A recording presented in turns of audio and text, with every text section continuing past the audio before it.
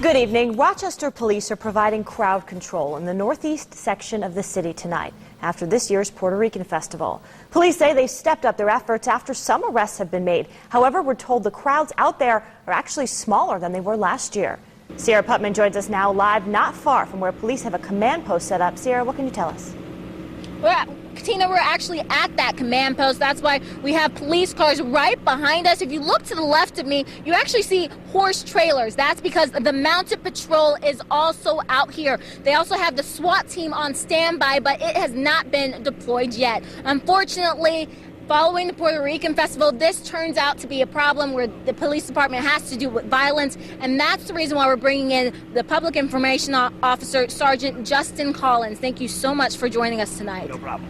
So just put this in perspective. How is this year compared to past years of violence? So far, our numbers are down. Now, we still are seeing groups throughout the neighborhoods. We're seeing vehicle trains like we've seen in the past. But we try to take a proactive approach this year, as well as the festival organizers, to encourage people not to celebrate after the festival. And we're seeing numbers are down. Fortunately, though, there have still been some arrests, like we've told you. And we're just trying to calm things and get people back inside and be safe. You mentioned those arrests. I understand you have an update from earlier at 10 o'clock. How many people are arrested now? Right now, our numbers are showing about 16 arrests. So for after the festival, about 16 arrests so far. And I know you have SWAT. They haven't been deployed yet, but you also have mounted patrol. What exactly are your officers coming in contact with when they're out there? Well, officers are trained to deal with these situations. These situations can be very unpredictable.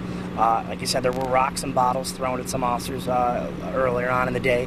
It can be dangerous situations, but the Rochester Police Department's primary goal in situations like this is to maintain order and to make sure that people in these communities are safe. And do you have any reports of any individual people or officers being hurt at this time? At this time, we have no reports of anyone in the community being hurt or any officers being hurt. Okay. Thank you so much for joining us tonight. I hope you have a good night. You too. All right. And back to you, Tina. Earlier, when I was speaking to Sergeant Collins, he was telling me that the officers are planning to be here for as late as they have to until these crowds and the amount of violence starts to calm down. Reporting live in Rochester, Sierra Putman, News 8. All right.